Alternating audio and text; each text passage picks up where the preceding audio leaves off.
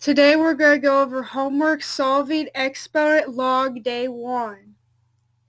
The instructions say solve each equation, round your answers to the nearest 10,000th. That's 4 decimal places. Number 1, 13 to the nth power equals 95. So to get rid of the 13, we're going to log 13 both sides of the equal sign.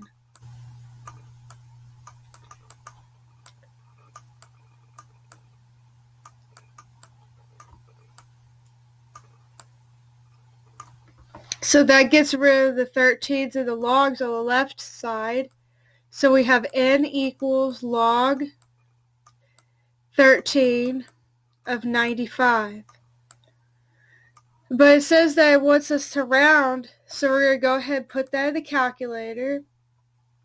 So we press Control and then that 10x button, and we're going to plug that in. So we have 13, 95, enter. It wants you to round 4 decimal places. So we have 1.7754 because the 3 keeps the 4 the same. So we're going to put n is approximately 1.7754, and that would be our approximate answer. On number 8, we have 5 to the negative 6k minus 4 plus 7 equals 103. So notice that this part right here is not isolated yet. So we have to do that first before we do any logs. So subtract 7 on both sides of the equal sign to isolate the 5 part. So we have 5 to the negative 6k minus 4 equals 96. To get rid of the base of 5, we're going to log 5 both sides.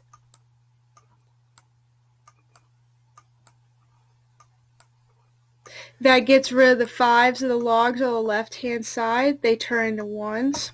And you're left with negative 6k minus 4 equals log 5 of 96.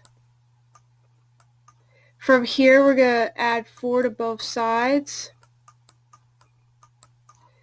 Those turn to zeros. You have negative 6k equals log 5 of 96 plus 4. Notice I did not add the 96 and the 4 together because the 96 is inside the log 5 part. The 4 is on the outside. So from here we're going to divide by negative 6. So we have k equals log 5 of 96 plus 4, all divided by negative 6. And if we put that in our calculator, we're going to press Control and then that 10x button, type in our 5, our 96, add 4, enter, and then divide it by negative 6. So you get approximately negative 1.1393. This 3 keeps this 3 the same. So our approximation is k is approximately negative 1.1393. And that's our answer.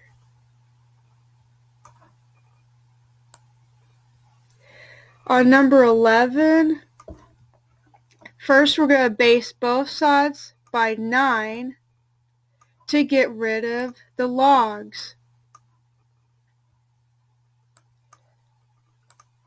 So now we just have r equals 9 to the 0th power.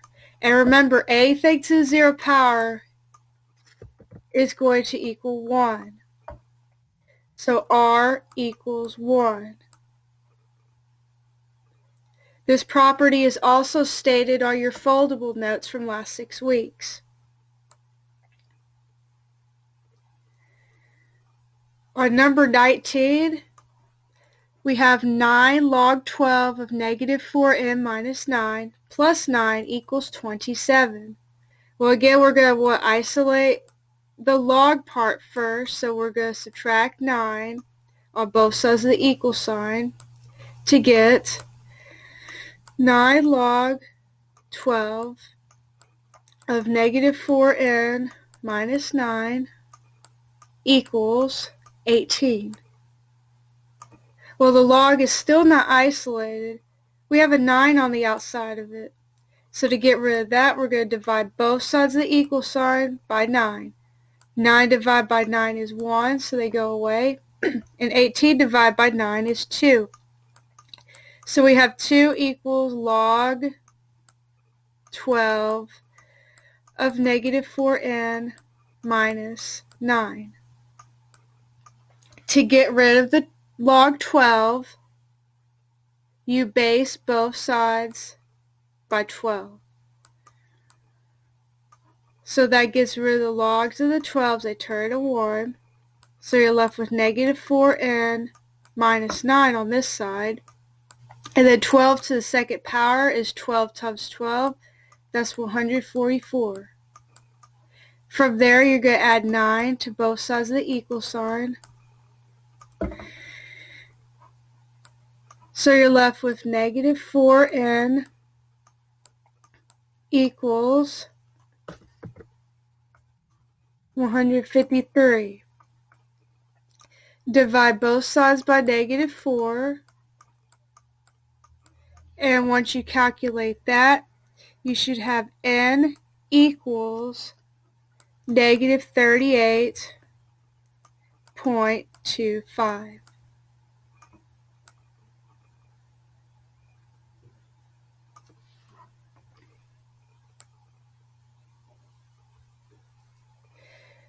Okay, go ahead and turn to the homework solving logs day 2. We're going to look at number 20. So we have log 5 of 4x squared plus 8 minus log 5 of 8 equals 2. So if you recall our condensing and expanding properties, we have 2 logs that are being subtracted from each other. So we're going to use quotient rule. So when we use quotient rule, we're going to take the first inside, divide it by the second inside. So we basically have log 5 of 4x squared plus 8 divided by 8. And then that's equal to 2. Well, we can simplify this further by factoring out a 4. So we have log base 5 of 4 parentheses x squared plus 2 divided by 8 equals 2. Well, 4 over 8 is the same thing as 1 over 2, so we can rewrite this again as log base 5 of x squared plus 2 divided by 2 equals 2. So to get rid of the log 5, again we base both sides by 5. So that cancels these two out. We have a 1 left over. So on one side we have x squared plus 2 divided by 2, and then equals 5 to the second power, which is 5 times 5, and that's 25. Okay, now we want to get rid of our fraction. So we're going to multiply both sides by 2. So we have x squared plus 2 equals 50. Subtract 2, so we have 48. We're going to take the square root of both sides, and we have a plus or minus. And if you put that in the calculator, you have x equals And here's the answer.